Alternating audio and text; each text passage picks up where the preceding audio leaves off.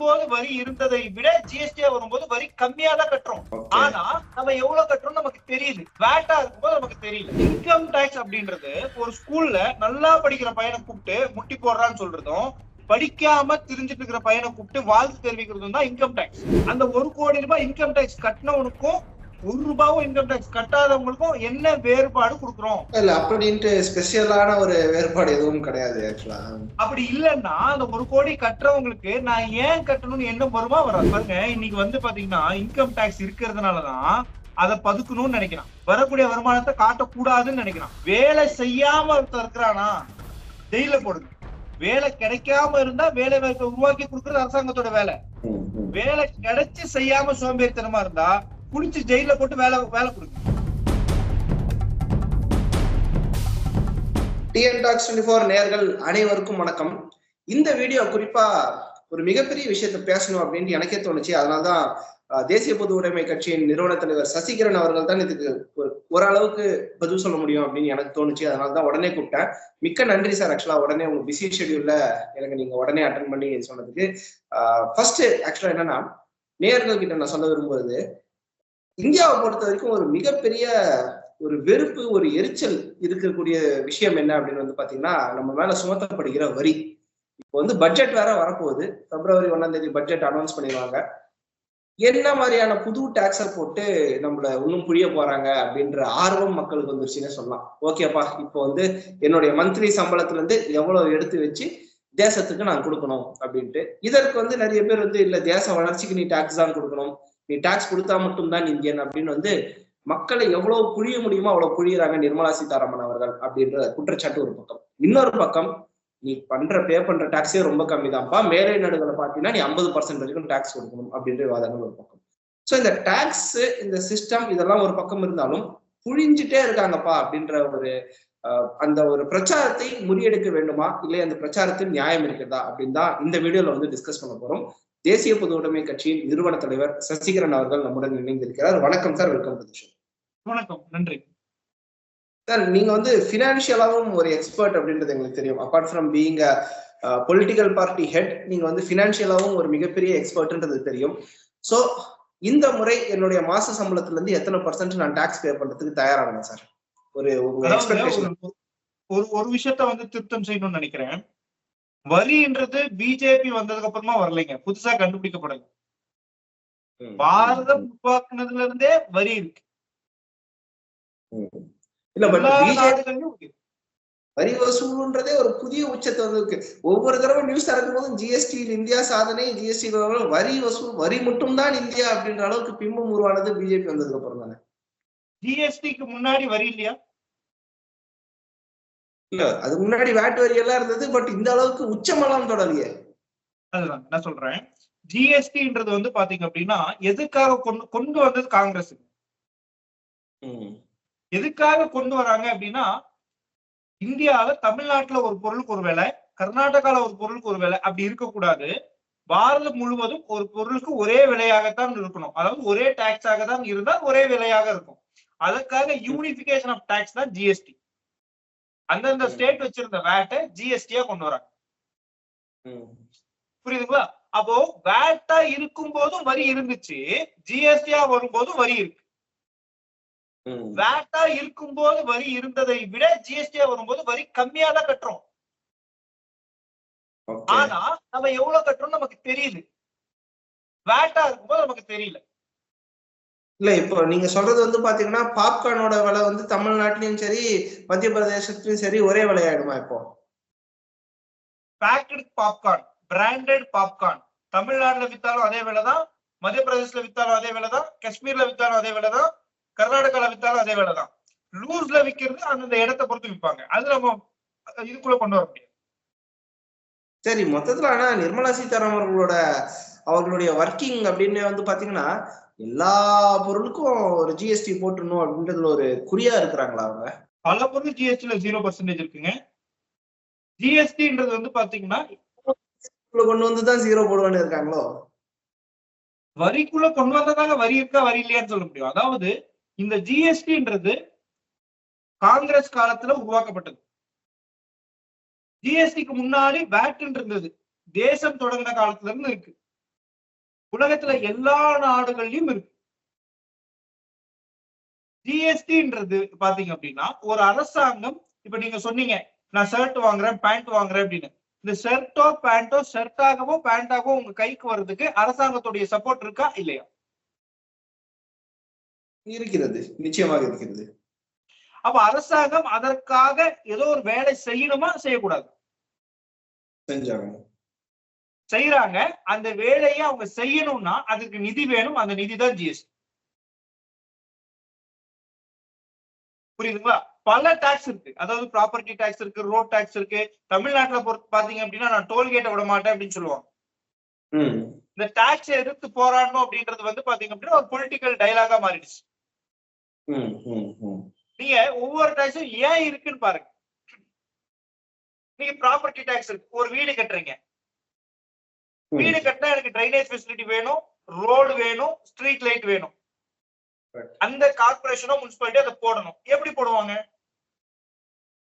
அதான் நம்ம இவ்வளவு ஜிஎஸ்டி கட்டுறோமே அதுல இருந்து போட வேண்டியதா? ப்ராப்பர்ட்டி டாக்ஸ்ல போடுவோம். ஓகே. அதுக்காக கலெக்ட் பண்றதுதான் ப்ராப்பர்ட்டி டாக்ஸ்.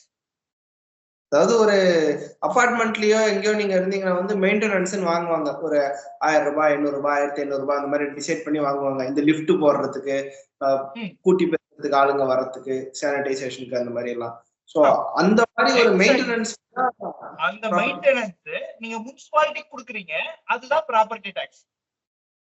இல்ல, எனக்கு தெரிஞ்சு ப்ராப்பர்ட்டி டாக்ஸ்ன்றது வந்து நிர்மலா சீதாராமன் அவர்கள் போட்ட மாதிரி எனக்கு தெரியல. இப்ப ரீசெண்டா திமுக அரசு தான் ஒரு மாநிலம் வாங்குற டாக்ஸ் தான் ப்ராப்பர்ட்டி டாக்ஸ்ன்றீங்களா? முனிசிபாலிட்டி வாங்குறது தான் ப்ராப்பர்ட்டி டாக்ஸ். மாநிலம் கூட வாங்க. ஓகே. சோ சென்னை மேயர் அந்த அது கொண்டு வந்தது வந்து அவங்களோட முனிசிபாலிட்டியோ கார்பரேஷனோ பஞ்சாயத்தோ வாங்குறது தான் ப்ராப்பர்ட்டி டாக்ஸ். நீங்க இதுவே நான் ஒரு வண்டி வாங்குறேன், கார் வாங்குறேன் சார், ரோட் டாக்ஸ் கட்டணும் அப்படின்னு சொல்றாங்க. ஆமாங்க, இந்த கேள்வி நான் கேட்கணும்னு நினைச்சேன். ஏன்னா ஒரு வண்டி வாங்கும் போது பாத்தீங்கன்னா வண்டிக்கு ரோட் டாக்ஸ் சாலை வரின்னு வாங்கிடுறீங்க. அதுக்கப்புறம் நீ ஏன்டா இந்த ரோட யூஸ் பண்ணிட்டு ஒரு NHAI டாக்ஸ்ன்னு ஒண்ணு வாங்குறீங்க. எத்தனை டாக்ஸ் தான் சார் வண்டி கட்டுறது? சரி, சாலை வரி வாங்குற, சாலை எங்க அப்படின்ட்டு சீமான் கேக்குறாரு, நச்சுன்னு கேக்குறாரு. எந்த சாலை இல்லைன்னு அவர் கேட்க சொல்லுங்க. அதாவது நான் தெளிவா விளக்குறேன். இப்போ ப்ராப்பர்ட்டி டாக்ஸ் ஒண்ணு கட்டுறது எங்க வீட்டு பக்கத்துல இருக்கக்கூடிய சாலையை போடுறதுக்கு, லேம்ப் போஸ்ட போடுறதுக்கு, டிரைனேஜ் ஃபெசிலிட்டி உருவாக்குறதுக்கு. எங்க வீட்டு பக்கத்துல சந்துல ரோடு இல்லைன்னா அதுக்கு பொறுப்பு வந்து கார்பரேஷன்.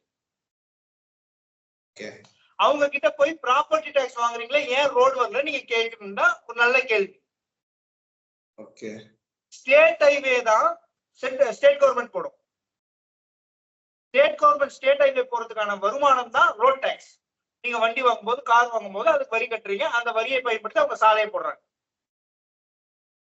அப்புறம் என்னத்துக்கு அடிஷனலா டோல்ன்றதையும் ஒண்ணு வாங்குறாங்க. இப்போ டோல்கேட்ன்றது நேஷனல் ஹைவே, சென்ட்ரல் கவர்மெண்ட் போடக்கூடிய ரோடு. அவங்க எந்த வரி நீங்க அவங்களுக்கு கொடுக்குறீங்க ரோடு போடுறதுக்கு? மீண்டும் அதே ஜிஎஸ்டி கொடுக்கறது இல்லையா சார்? சார், ஜிஎஸ்டின்றது இந்த ஷர்ட் எனக்கு ஷர்ட்டா வர்றதுக்கு கவர்மெண்டோட பங்களிப்பு இருக்கு. ஸ்டேட் கவர்மெண்டோட பங்களிப்பு, சென்ட்ரல் கவர்மெண்டோட பங்களிப்பு இருக்கு. இதுவே 2 மாநிலங்களுக்கு இடையில நடந்தா 2 மாநிலங்களுக்கு இடையான பங்களிப்பு இருக்கு. அந்த பங்களிப்புக்காக அவங்களுக்கு நிதி தேவை. அந்த நிதியை பெறுவதற்காக ஜிஎஸ்டி வாங்குறாங்க. ஓகே. சோ இது ரோடு வந்து நீங்க ரோடா யூஸ் பண்றதுக்கான ஒரு ஜிஎஸ்டி மாதிரி வச்சுக்கலாம். அப்போ டோல்ன்றது ஜிஎஸ்டி கிடையாது. டோல்ன்றது வந்து பாத்தீங்க அப்படின்னா நீங்க பயன்படுத்தினா கொடுக்குறீங்க, பயன்படுத்தினா கொடுக்க மாட்டீங்க. இப்போ ஒரு உதாரணத்துக்கு சொல்றீங்க. நீங்க சேலம்ல வீடு வச்சிருக்கீங்க, சேலம்ல கார் வாங்கிட்டீங்க.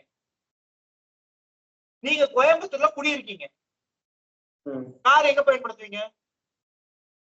கோயம்புத்தூர்ல தான் பயன்படுத்துவேன். டாக்ஸ் எங்க கட்டுனீங்க? வாங்கும்போது சேலத்துக்காக கட்டினேன். சேலத்தோட ஆர்டிஓல தானே டாக்ஸ் கட்டுனீங்க. சேலத்துல ரோடு போடுறதுக்கு நீங்க கோயம்புத்தூர்ல காசு கொடுத்துட்டு கோயம்புத்தூர்ல வாழ்றீங்க, ரோட பயன்படுத்துறீங்க. ஆனா டோல் அப்படி கிடையாது. நீங்க கோயம்புத்தூருக்கு போறதுக்கு பயன்படுத்தும் போதுதான் கோயம்புத்தூருக்கு நான் டோல் கொடுக்குறீங்க. இப்போ சாலை கட்டிட்டா சாலை இல்ல அப்படின்னு கேக்குறது வந்து மாநில அரசுக்கான ஒரு கேள்வியாக இருக்கணும்னு நினைக்கிறீங்க? சாலை எங்க இல்லையோ அதற்கான கேள்வி நீங்க கேட்கணும். சென்ட்ரல் கவர்மெண்ட் சாலையை போட்டாதான் டோல் போடும். டோலை மட்டும் போட்டு வச்சுட்டு ரோடு போடாம வச்சுக்க மாட்டாங்க. ரோடு நீங்க பயன்படுத்தும் போது கூட அது ஓபன் ஆகுற வரைக்கும் டோல் போட்டிருக்க மாட்டாங்க, பாத்திருப்பீங்க. நிறைய என்ஹெச் நீங்க பயன்படுத்துவீங்க, சில இடங்கள்ல வந்து பிரேக்கேஜஸ் இருக்கும், ஆனா டோல் இன்னும் போட்டு வச்சிருப்பாங்க, ஆனா கலெக்ட் பண்ணிருக்க மாட்டாங்க. என்னைக்கு ரோடு ஃபுல்லா முடியுதோ, நீங்க ஃபுல் ஃபிளட்ஜ்டா யூஸ் பண்றீங்களோ அப்பதான் நீங்க டோல் கட்டுவீங்க. இது அரசியலுக்கு வேணா பேசலாமே தவிர உண்மையிலேயே என்ன என்னன்னு தெரிஞ்சுக்கிட்டு பேசினாதான் அதற்கு விடை கிடைக்கும். இல்லன்னா சும்மா விவாதம். வந்து நானும் ஆட் பண்ணணும்னு நினைக்கிறேன். பீயிங் ஏ சிவில் இன்ஜினியர், ஹைவேஸ்ல ஒர்க் பண்ற இன்ஜினியர் அப்படின்றதால என்னுடைய பாயிண்ட் நிச்சயமா சொல்லணும்னு நினைக்கிறேன். ஏன்னா நிறைய கன்ஸ்ட்ரக்ஷன் நடக்கும் போது, குறிப்பாக தமிழகத்தை பொறுத்த வரைக்கும் இப்போ ஒரு முக்கியமான ப்ராஜெக்ட் என்னன்னு பாத்தீங்கன்னா பெங்களூர் டு சென்னை எக்ஸ்பிரஸ்வே. அதுல பலவிதமான ப்ராஜெக்டுகளாக பல ஸ்ட்ரெச்சஸாக வந்து பண்ணியிருக்காங்க. நிறைய ஸ்ட்ரெச்சஸ் முடிந்து விட்டது, கம்ப்ளீட்டா முடிஞ்சு இது கமர்ஷியல் ஆபரேஷனுக்கு ஃபிட் அப்படின்னு டிக்ளேர் பண்ணிட்டாங்க.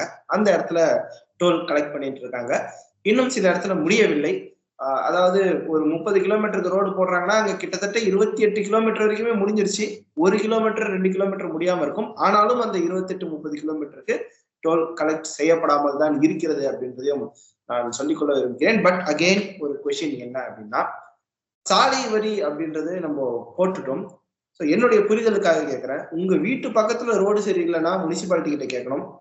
2 ஊருக்கு சின்ன சின்ன ஊருங்களுக்கு போறதுக்கான ப்ராப்பரான ரோடு இல்லைன்னா மாநிலத்துக்கிட்ட கேட்கணும். 2 பெரிய நகரங்களுக்கு போறதுக்கு ப்ராப்பரான ரோடு இல்லைன்னா மத்திய அரசு கிட்ட கேட்கணும். இது கரெக்டான ஒரு புரிதல் நினைக்கிறீங்களா? அதாவது என்ஹெச் எங்கெங்கெல்லாம் போடப்பட்டிருக்கோ அந்த என்ஹெச்ல உங்களுக்கு பிரச்சனை இருக்குன்னா நீங்க வந்து சென்ட்ரல் கவர்மெண்ட்டை கேட்கணும். அதுக்கு ஏன் நீங்க ரோடு சரியா இல்லாம ஏன் டோல் வாங்குறீங்கன்னு நீங்க கேள்வி கேட்கறீங்கன்னா நியாயமான கேள்வி. ரோடு நல்லா இருக்குங்க, நான் பயன்படுத்துவேன், ஆனா நான் டோல் கட்ட மாட்டேன்னா அவங்க எப்படி பராமரிப்பாங்க? நீங்க ரோடு கட்டி சும்மா விடுவீங்களா? அதுக்கான லாபம் இருக்கணும்னு நினைப்போம். நம்ம ஒரு ப்ராஜெக்ட் எடுத்தோம்னா ஒரு லாபம் இருக்கணும்னு நினைப்போம். லாபம் வேணாம், அதை நடத்துறதுக்கான லாபம் பொறுத்து கவர்மெண்ட் இயங்காது. கவர்மெண்ட்டுக்கு லாபம் வேணாம், அதை நடத்துறதுக்கான வருமானமாவது வேணும்ல. பணத்தை வாங்கி பினான்ஸ் மினிஸ்டர் பாக்கெட்ல போட்டு போறாங்க. அங்க வேலை செய்யக்கூடிய வேலையாட்களுக்கு, அதை பராமரிக்கக்கூடிய நபர்களுக்கு சம்பளம் கொடுக்கணும், பல விஷயங்கள் செய்யணும், அதற்கான வருமானம் வேணும், அதுதான் வரியா வாங்கணும். சரி, ஓகே, ஃபைனலா நம்ம அந்த வரி திருப்பி ஸ்டார்டிங் டு அந்த பாயிண்ட்டுக்கே வரும். ஜிஎஸ்டி வந்து GST as a whole and finance minister Nirmala Sitharaman as a whole ரொம்ப மக்களை புழிஞ்சு எடுக்கிறாங்க அப்படின்னு நீங்க நினைக்கிறீங்களா? வருமான வரியிலையும் பெரிய அளவு ரிலாக்ஸேஷன் இல்லை, நம்ம வாங்குறதெல்லாம் ஜிஎஸ்டியாவே போகுது, இல்ல இன்கம் டாக்ஸா போயிடுது அப்படின்ற மாதிரி ஒன்று இருக்காங்க. இந்தியாவில இருக்கிற இன்றைய விலைவாசியை பார்க்கும்போது ஒரு 10 லட்சம் வரைக்கும், 10 லட்சம் ரூபாய் ஆண்டு சம்பளம் வரைக்கும் டாக்ஸே இல்லாம இருந்தா நல்லா இருக்கும் அப்படின்றது பலருடைய கருத்தாக. 10 கூட இல்ல 15 வரைக்கும் பண்ணணும், அந்த அளவுக்கு இன்ஃபிளேஷன் ஏறிடுச்சு அப்படின்றாங்க. சோ குறைக்கணும் அப்படின்னு நீங்க நினைக்கிறீங்களா, இல்ல கரெக்டா இருக்குன்னு நினைக்கிறீங்களா? என்னை பொறுத்த வரைக்கும், நம்மளுடைய கட்சியை பொறுத்த வரைக்குங்க, ஜிஎஸ்டியை நம்ம ஆதரிக்கிறோம், ப்ராப்பர்ட்டி டாக்ஸ் இருக்கணும், இது எல்லாத்தையுமே நம்ம ஆதரிக்கிறோம். ஆனா இன்கம் டாக்ஸ் நம்ம எதிர்க்கிறோம். இன்கம் டாக்ஸ் அப்படின்றது ஒரு ஸ்கூல்ல நல்லா படிக்கிற பையனை கூப்பிட்டு முட்டி போடுறான்னு சொல்றதும், படிக்காம தெரிஞ்சுட்டு இருக்கிற பையனை கூப்பிட்டு வாழ்த்து தெரிவிக்கிறதும் தான் இன்கம் டாக்ஸ். ஒருத்தன் 1 கோடி ரூபாய் சம்பாதிக்கிறான்னு வச்சுக்கோங்க, எப்படி சம்பாதிப்பான்? கஷ்டப்பட்டா சும்மா இருந்தா? கஷ்டப்பட்டுதான். ஒரு 10,000 ரூபாய் சம்பாதிக்கிறதுக்கே அவனுக்கு நாக்கு எவ்வளவு தள்ளுது அப்படின்றது நம்மளுக்கு தான் தெரியுது. 1 கோடி கஷ்டப்பட்டு சம்பாதிக்கிறதுல நீங்க போய் வரி வாங்க கூடாது. இப்ப 1 கோடி ரூபாய் ஒருத்தர் சம்பாதிக்கிறாங்க, 30% நீங்க டாக்ஸ் வாங்குறீங்க. அதாவது 70 லட்சம் அவர் வச்சு 30 லட்சம் கொடுத்துறாரு. நீங்க அந்த 30 லட்சம் வாங்கலன்னா அந்த 30 லட்சத்தை என்ன பண்ணுவாரு? ஒரு பேங்க்ல போட்டு அதை வட்டியாக்குவாரு, இல்ல வேற எங்கேயாவது இன்வெஸ்ட் பண்ணுவாரு, பல வழியில அவர் செலவு பண்ணுவாரு. நாட்டுக்குள்ளேயே இருக்குமா? பணம் நாட்டுக்குள்ள இருக்கும். செலவு பண்ணா செலவுல நீங்க ஜிஎஸ்டி வாங்குவீங்க. பேங்க்ல போடுறாங்க அப்படின்னா அது யாரோ ஒருத்தருக்கு லோனா பயன்படும். இன்வெஸ்ட்மெண்டா போடுறாங்கன்னா அது ஏதோ ஒரு கம்பெனிக்கு முதலீடா பயன்படும், வேலை வாய்ப்புகள் அதிகரிக்கும். அப்போ அந்த பணத்தை நீங்க வாங்கி வச்சு என்ன பண்றீங்களோ அது அவர்கிட்ட இருந்தாலே அது நடக்கும். பட் என்னுடைய கொஸ்டின் என்னன்னா பாத்தீங்கன்னா, நீங்க வந்து ஒரு நல்லா படிக்கிற பையனை முட்டி போட சொல்றதும் இல்லாத பையனை வந்து பாராட்டுற மாதிரி. பட் ஸ்ட்ரக்சர் வந்து பாத்தீங்கன்னா கம்மியா சம்பளம் வாங்குறவங்களுக்கு டாக்ஸ் இல்ல, ஓரளவு சம்பளம் வாங்குறவங்களுக்கு 5%, 10%, ஏக்தம் பணக்காரங்களா இருக்கிறவங்களுக்கு 30%. சோ இந்த ஸ்ட்ரக்சர் வந்து ஒரு கம்யூனிச கொள்கை மாதிரி தானே. ஒரு கம்யூனிசம், சோசியலிசம்ன்ற மாதிரி பணக்காரனா இருக்கிறவனுக்கு நல்ல வரி போடு, கம்மியா இருக்கிறவனுக்கு கம்மி வரி போடு. இது ஒரு நல்ல நான் சொல்றேன், பணக்காரனா இருப்பது அவனுடைய உழைப்பு. எல்லாரையும் பணக்காரன் ஆக்கணும்னு ஒரு அரசாங்கம் நினைக்கணும். நான் ஏழையாவே இருந்தா வரி கட்டாம எஸ்கேப் ஆயிடலாம்னு நினைக்க கூடாது, அப்படின்ற மனநிலையை உருவாக்க கூடாது. அதுக்காகதான் இங்க நிறைய பணக்காரனா இருந்துகிட்டு தன்னை ஏழையா காமிச்சுக்கிறாங்க. ஐடிஆர்ல காட்டுறது ஏமாத்தணும்னு நினைக்கிறாங்க. பிளாக் மணி வருது. நீங்க எவ்வளவு வேணா சம்பாதிச்சுக்கோங்கப்பா, வரி கட்ட வேண்டியது இல்லைன்னா நீங்க என்ன பண்ணுவீங்க? கரெக்ட் தான். நான் இன்னும் அதிகமா சம்பாதிச்சிருக்கேன், நியாயமான முறையில சம்பாதிச்சிருக்கேன். வீடு வாங்குவேன், கார் வாங்குவேன், பில்டிங் வாங்குவேன், சோஃபா வாங்குவேன், எல்லாமே வாங்குவேன். எல்லாமே எங்க இருந்துங்க வாங்குவேன். இல்ல, பட் நீங்க சொல்றது ரொம்ப ஆச்சரியமாக இருக்கிறது. ஒவ்வொரு கண்ட்ரியும் வந்து டைரக்ட் டாக்ஸ் அதிகமாக இருக்கிறது தான் ஒரு ஹெல்த்தியான எக்கனாமின்னு சொல்லுவாங்க. பட் நீங்க டைரக்ட் டாக்ஸ் இருக்கக்கூடாது, இன்டைரக்ட் டாக்ஸ் போட்டுதான் மக்கள் கிட்ட இருந்து வாங்கணும் அப்படின்னு சொல்றது ஒரு வளர்ந்த கண்ட்ரியோட ஒரு கம்பேர் பண்றதுக்கான பேஸாவே இல்லையா அது? நான் என்ன சொல்றேன்னா, கவர்மெண்டோடைய பங்களிப்பு எங்கெங்கெல்லாம் இருக்கோ அந்த பங்களிப்புக்கு உங்களுக்கு நிதி தேவைப்படுது, நிதி வாங்க. புரியுதா உங்களுக்கு? ஒரு இன்கம் டாக்ஸ் வாங்குறீங்கன்னா நீங்க என்ன ஸ்பெஷலா கொடுக்குறீங்க? இப்போ ஒருத்தர் 1 கோடி ரூபாய் டாக்ஸ் கட்டுறாருங்க, இன்கம் டாக்ஸ் கட்டுறாரு. அந்த 1 கோடி ரூபாய் இன்கம் டாக்ஸ் கட்டினவனுக்கும் 1 ரூபாயும் இன்கம் டாக்ஸ் கட்டாதவங்களுக்கும் என்ன வேறுபாடு கொடுக்குறோம்? இல்ல, அப்படின்ட்டு ஸ்பெஷலான ஒரு வேறுபாடு எதுவும் கிடையாது ஆக்சுவலா. அப்படி இல்லைன்னா அந்த 1 கோடி கட்டுறவங்களுக்கு நான் ஏன் கட்டணும்னு எண்ணம் வருமா வராது? அந்த எண்ணம் வர்றதுனாலதான் கட்டக்கூடாதுன்றதுக்காக அதை மறைக்கணும்னு நினைக்கிறாங்க. ஓகே, நான் கஷ்டப்பட்டு சம்பாதிச்சேன், எதுக்கு டாக்ஸ் கட்டணும் அப்படின்ற மாதிரி வெறுப்பாயிடுது. ஆமா, நான் உழைச்சு சம்பாதிச்சு நான் ஏன் டாக்ஸ் கட்டணும்? அப்ப அதை பதுக்கணும்னு நினைக்கிறாங்க. பதுக்குனா இந்தியால பதுக்குனா மாட்டிப்பேன், வெளிநாட்டுல பதுக்குன்னு நினைக்கிறாங்க. புரியுதுங்களா உங்களுக்கு? அப்ப நீங்க டாக்ஸே கட்டாதீங்க, சம்பாதிக்கிறதுக்கு டாக்ஸ் கட்ட வேணாம், ஜாலியா சம்பாதிங்க அப்படின்னா ஜாலியா சம்பாதிப்பாங்க, ஜாலியா செலவு பண்ணுவாங்க இந்தியாக்குள்ளேயே. நீ வெளிநாட்டுல இருந்து ஏதாவது பண்ணணும்னு நினைச்சியா, போடு டாக்ஸ் டபுள் மடங்கு.